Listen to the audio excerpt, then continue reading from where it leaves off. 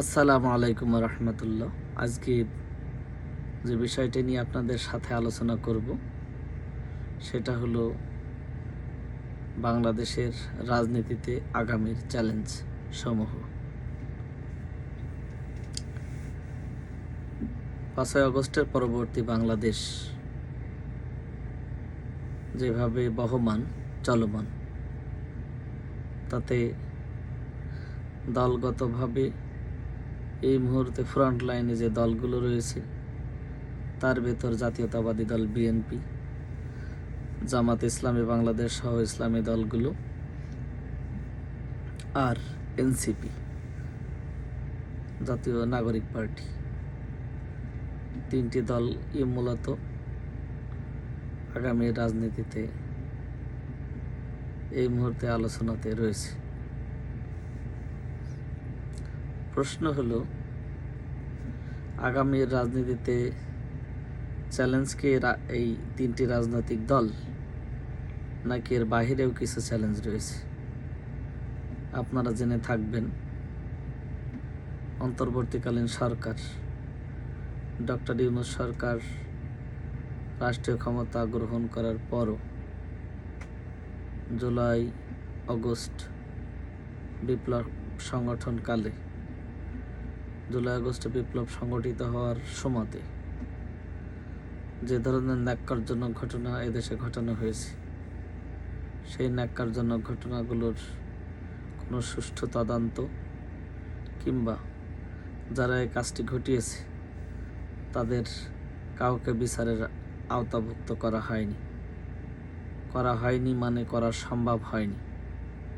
এখন যদি বলেন কেন করা সম্ভব হয়নি, তার কতকগুলো কারণ।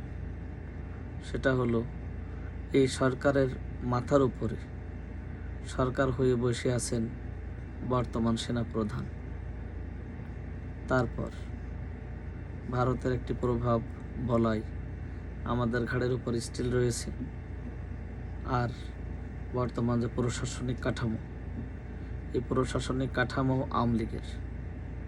তাছাড়া বিচারালয় কিংবা বিচার বিভাগে যেসব বিচারপতিরা বসে আছেন, তার সিংহভাগ বিচারপতি হয় আওয়ামী লীগের, নয়তোবা বিএনপি মনা। তো যে কারণে তাদের সে কাজগুলোকে, তাদের সে বিচারগুলোকে সংগঠিত করা সম্ভব হয়নি।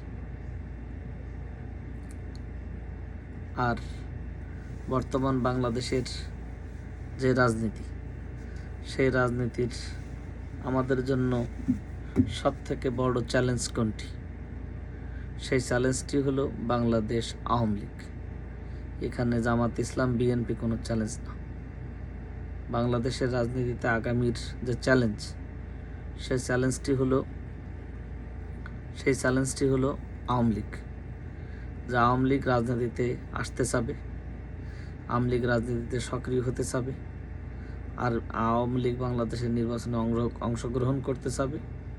সেই নির্বাচনে আওয়ামী লীগকে অংশগ্রহণ করতে দেওয়া হবে কি হবে না, এটাই হলো বাংলাদেশের আগামীর রাজনৈতিক চ্যালেঞ্জ। সেই চ্যালেঞ্জে যদি আমরা হেরে যাই, তাহলে বাংলাদেশ হেরে যাবে। সেই চ্যালেঞ্জে যদি আওয়ামী লীগ রাজনীতিতে অংশগ্রহণ করতে পারে, তাহলে বিপ্লব ভুলণ্ঠিত হয়ে যাবে। সেই চ্যালেঞ্জ যদি আওয়ামী লীগকে রাজনীতির মাঠে জায়গা দেওয়া হয়, তাহলে সামনের দিনে সকল রাজনৈতিক দল বিগত 16 বছর যেভাবে নিষ্পেষিত হয়েছিল, সামনে সেই পরিস্থিতি আবারও অপেক্ষমান। সুতরাং সংগ্রাম, লড়াই সেটা হলো আওয়ামী লীগ রাজনীতিতে আসবে, বাংলাদেশের রাজনীতিতে আওয়ামী লীগ জায়গা পাবে নাকি পাবে না, আওয়ামী লীগকে জায়গা দেওয়া হবে নাকি হবে না, আওয়ামী লীগ নির্বাচন করতে পারবে কি পারবে না, আওয়ামী লীগ রাজনীতি করতে পারবে কি পারবে না, এটাই মূলত সংগ্রাম এবং লড়াই। সুতরাং আওয়ামী লীগের নীতিতে, আওয়ামী নীতিতে জাতীয়তাবাদী দল বিএনপি এক এক সময় এক এক সুরে কথা বলে, যাই বলুক না কেন অন্তত এতটুকু বোঝা যায় যে আওয়ামী লীগকে রাজনীতির মাঠে তারা জায়গা দিতে চায় এ কারণে যে সেই শর্তে তারা তাদের রাষ্ট্রীয় ক্ষমতাগুলো উপভোগ করতে পারবে এবং সেই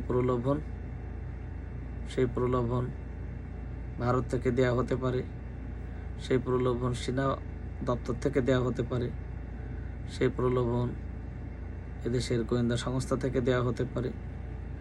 যাই হোক না কেন, মোটের উপরে কথা হলো বিএনপির আগামীর রাষ্ট্রীয় ক্ষমতা চাই। কিসের বিনিময়ে, কোন স্যাক্রিফাইসের বিনিময়ে, এটা ম্যাটার করে না। তাছাড়া বাংলাদেশের রাজনীতিতে যদি জামাতি ইসলাম বা ইসলামী দলগুলো বিরোধী দলের ভূমিকাতে আসে, তাহলে সামনের দিনে বিএনপির রাষ্ট্র পরিচালনা করা বেশ ঝুঁকিপূর্ণ এবং চ্যালেঞ্জিং হবে। যে কারণে সেই চ্যালেঞ্জ বিএনপি নিতে চাচ্ছে না বা ভারত তাদেরকে নিতে দিচ্ছে না।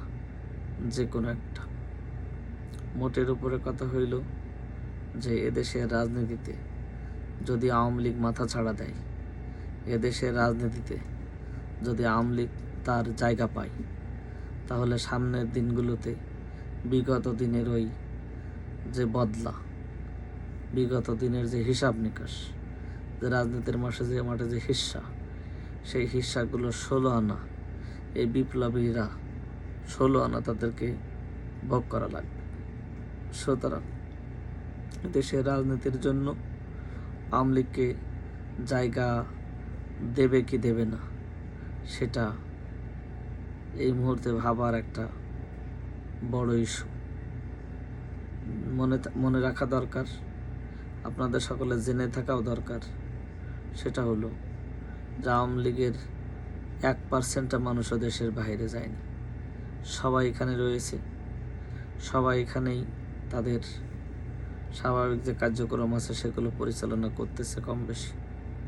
একান্ত উচ্চ লেভেলের হাই যেসব ক্যাডার রয়েছে তারা ব্যতীত বাকি সবাই এখানেই রয়েছে।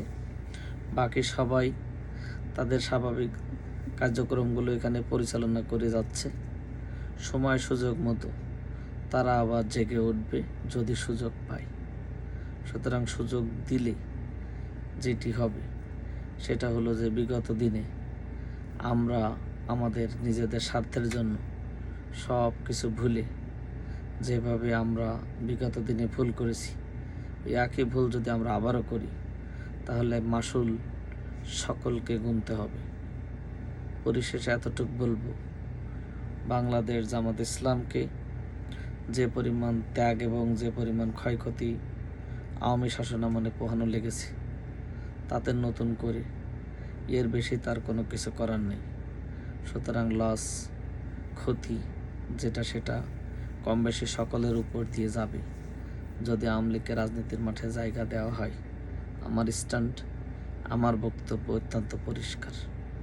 বাংলাদেশের যারা রক্ত নিয়ে খেলা করে, বাংলাদেশের মানচিত্র নিয়ে যারা খেলা করে, যারা বাংলাদেশ রাষ্ট্রটাকে ইন্ডিয়ার অঙ্গরাজ্য বানায়, যারা এদেশের নিরীহ মানুষের উপরে দিদারসে গুলি চালায়, যারা রাষ্ট্রের একটি অঙ্গকে বা রাষ্ট্রের একটি অর্গানকে যারা তাদের নিজের স্বার্থে ব্যবহার করে চেতনাবাজের রাজনীতি করে, সেই চেতনাবাজ গোষ্ঠীকে বাংলার জমিনে রাজনীতিতে কিংবা বাংলাদেশে ওই অর্থে দেখার কোনো সুযোগ নেই। আমার এই কথা দিয়ে আপনারা ঘৃণা খুঁজে পাইতে পারেন, আমার এই কথা দিয়ে আপনারা প্রতিহিংসা খুঁজে পাইতে পারেন, আমার এই কথা দিয়ে আপনাদের ভিতরে অনেক রকম রক্তক্ষরণ হতে পারে।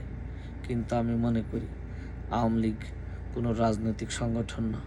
আওয়ামী লীগ হলো একটি টেরর সংগঠন, আওয়ামী লীগ হলো একটি সন্ত্রাসী সংগঠন। সুতরাং যে সংগঠন সন্ত্রাসী এবং তাদের এই দখলদারিত্ব এবং জনগণের অধিকার বলতে যা কিছু বোঝায় তা যারা বোঝে না, তাদেরকে রাজনৈতিক বলাটা অন্যায়। তাদেরকে রাজনৈতিক দল হিসেবে নিজেদেরকে পরিচয় দেওয়াটাও ন্যায়সঙ্গত বলে আমি মনে করি না। সকলকে ধন্যবাদ। আল্লাহ হাফেজ।